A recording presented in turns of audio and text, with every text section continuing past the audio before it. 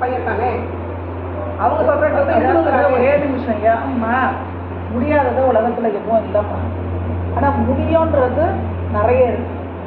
அதே நேரம் முடியாததுன்றது ரெண்டு விஷயம். ஒரு குழந்தை பிறக்கிறத நம்ம நிர்ணயம் பண்றது. இன்னைக்கு அறுவை சிகிச்சை வந்துச்சு, அதை நம்ம பண்ணிக்கிறோம். அறுவை சிகிச்சைக்கும் ஒரு பெண் அவலா நார்மல் டெலிவரிக்கும் வித்தியாசம் உண்டு. அந்த காலத்துல எந்த ஒரு மகான்களாக இருந்தாலும் ரிஷிகளாக இருந்தாலும் தாயினுடைய கர்ப்பத்தில் இருந்து அவருடைய யோனி வழியா வெளியே வந்து அவங்களுக்கு மட்டும்தான் சரியான ப்ரொசீஜர். திருப்ப ஆப்ரேஷன் பண்ணி இப்போ எடுக்கிறாங்க. அந்த காலத்தில் எந்த ஆப்ரேஷன் பண்ணாங்க? காசுக்காக ஆப்ரேஷன், அவ்வளோதான். கேட்டால் கூட்டில் நின்றுச்சு, மாலை போட்டு வச்சு, இப்போ இந்த பக்கம் நின்றுச்சு, அந்த பக்கம் நின்றுச்சு. இன்னொன்று, பெண்கள் யாரும் இப்போ குளிச்சு நிமிந்து வேலை பார்க்குறாங்க? யாரும் வேலை பார்க்கறது இல்லை. எல்லாமே ரெடிமேடு லைஃப் ஆயிடுச்சு. பாரம்பரியம் போயிருச்சு.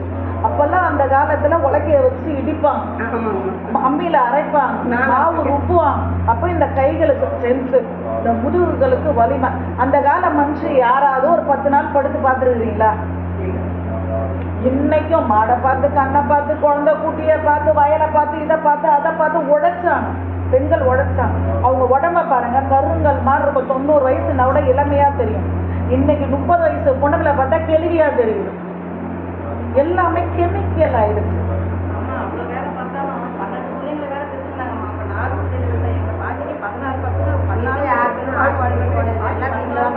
அவங்க சாப்பிட்ட சாப்பாடுமா இப்படி போவாங்க. வயல் ஓரத்துல இருக்கக்கூடிய மூலிகைகளை போட்டு களவாங்கிறேன்னு சொல்லி ஒரு கடையில் பண்ணிடுவாங்க.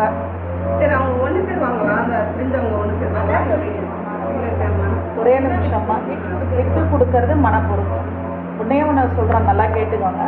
பிடிவாதம் பிடிக்கிற குழந்தைய கூட தட்டி தூக்கிறதுக்கு தெய்வம் நினைச்சா முடியும். முடியாது இல்லை. முதல் அவங்களுக்கு ஜாதகம் இருக்குன்னா அந்த ஜாதகம் கரெக்டான்றதை செக் பண்ணணும். ரெண்டாவது, அவங்களுக்கு வாக்கு நம்ம பார்க்குறோன்னா அந்த வாக்குல கிரக நிலைகளால் பீடிக்கப்பட்டிருக்காங்களா, ராகு நடக்குதா, இல்லை என்ன பாதிப்பு இருக்குன்றதை பார்த்து அந்த பாதிப்புக்கு உண்டான விஷயங்கள் பண்ணணும்.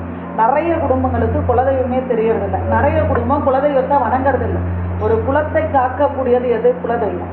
அந்த குலதெய்வத்தை வழிபாடு பண்ணனாலே நீங்க எப்படிப்பட்ட மகானை சந்திச்சோம், என்ன மாதிரி பூஜை புனஸ்காரங்கள் பண்ணியும், எத்தனை ஆலயங்களுக்கு போயும் புரோஜனமே கிடையாது. குலதெய்வம் தான் மெயின். அதில் கூட குலதெய்வம்னா சில பேர் என்ன சொல்லுவாங்க, இப்போ வைணவங்க இருக்காங்க, அவங்க விநாயகரை கூட கும்பிட மாட்டாங்க. அவங்க சொல்றது நாங்கள் பெருமாள் விஷ்ணு கோத்திரம் அப்படிங்கிறாங்க. ஆனால் அவங்களுக்கு பார்த்தீங்கன்னா பத்ரகாளி குலதெய்வமாக இருக்குது, மதுரகாளி குலதெய்வமாக இருக்குது, நாச்சியார் குலதெய்வமாக இருக்குது.